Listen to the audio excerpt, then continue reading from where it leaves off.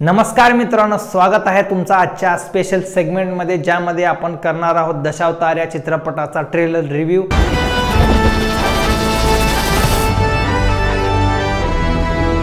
मित्रांनो, हा चित्रपट 12 सप्टेंबर रोजी रिलीज होणार आहे।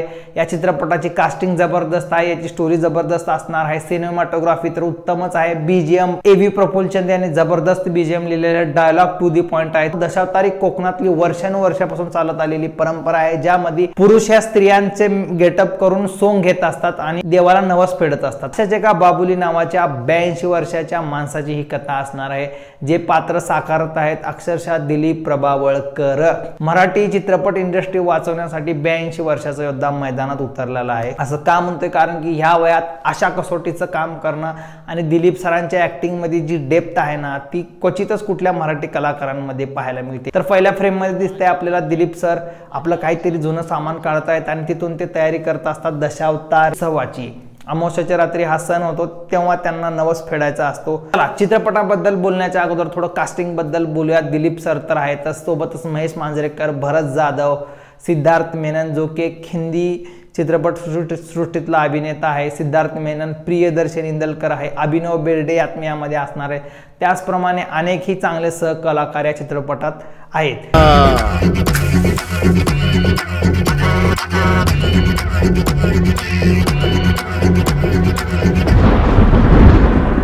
या चित्रपटाचं लेखन आणि दिग्दर्शन केलेलं आहे सुबोध खानोलकर यांनी, ज्यांनी याच्या अगोदर बऱ्याच सिरियलसाठी लिहिलेलं आहे, बरीच गाणी वगैरे लिहिली आहेत। या चित्रपटाची गीते आणि डायलॉग लिहिलेले आहेत गुरु ठाकूर यांनी। गुरु ठाकूर मोठं नाव आहे इंडस्ट्रीमधलं आणि जबरदस्त म्युझिक बीजीएम दिलेलं आहे एव्ही प्रफुल्लचंद सरांनी।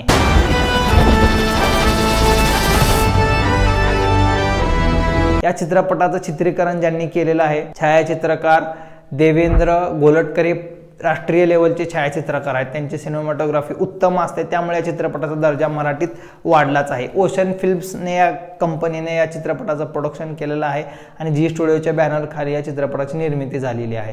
हे झालं कास्टिंग बद्दल।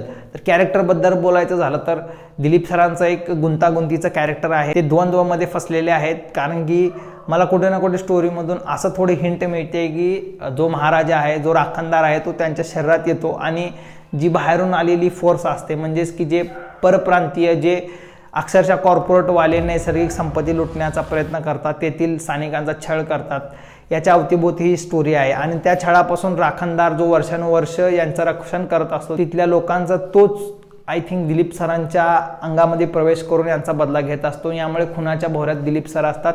महेश मांजरेकरांनी उत्तम असे एक इन्स्पेक्टरची कॅरेक्टर प्ले केलेले यामध्ये दिसते। लव्ह अँगल असणार आहे प्रियदर्शन आणि सिद्धार्थ मेनन यांचा। याच्यामध्ये ऑन स्क्रीन प्रियदर्शन यांनी किस केलेला आहे सीन आहे, तोही चर्चेचा विषय ठरलेला आहे।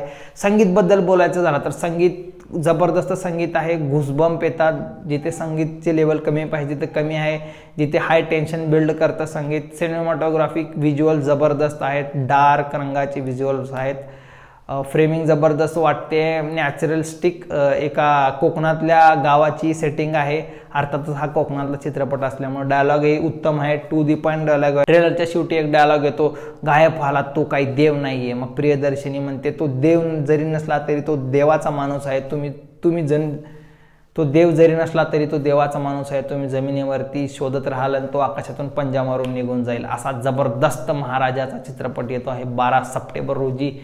नक्कीच हा चित्रपट सर्वांनी पाहावा ही नम्र विनंती आहे, कारण की या चित्रपटाला बरेच जण कांतारा सोबत कंपेअर करत आहेत, पण प्रत्येक राज्याचं प्रत्येक प्रांताचं एक आपलं युनिकनेस असतो। मला या चित्रपटाला कांतारा सोबत कंपेअर करायचं नाहीये, कारण या चित्रपटाचा मेन कॅरेक्टर दिलीप सर आहेत, जे की एक 82 वर्षाचे आहेत आणि त्यांच्या अवतीभोवती हा चित्रपट फिरतोय। त्यांचा द्वंद्व कसं मांडलेला आहे डिरेक्टरनं, महेश मांजरेकरांची काय भूमिका आहे, त्याचप्रमाणे अभिनय बेर्डे कोणतं कॅरेक्टर करतोय, भरत जाधव एक जंगलामध्ये दिसतात आपल्याला, त्यांचं काय कॅरेक्टर असणार, ही दशावतार जी एक थीम आहे, ती थीम या चित्रपटाच्या निमित्तानं उलगडणार आहे आणि मराठी चित्रपटांमध्ये रहस्यमय चित्रपट हा येतोय, हॉरर थ्रिलर असणार आहे असे चित्रपट। मित्रांनो, या चित्रपटाचा ट्रेलर तुम्हाला कसा वाटला कमेंटमध्ये नक्की कळवा। नवीन असाल तर चॅनलला सबस्क्राईब करा।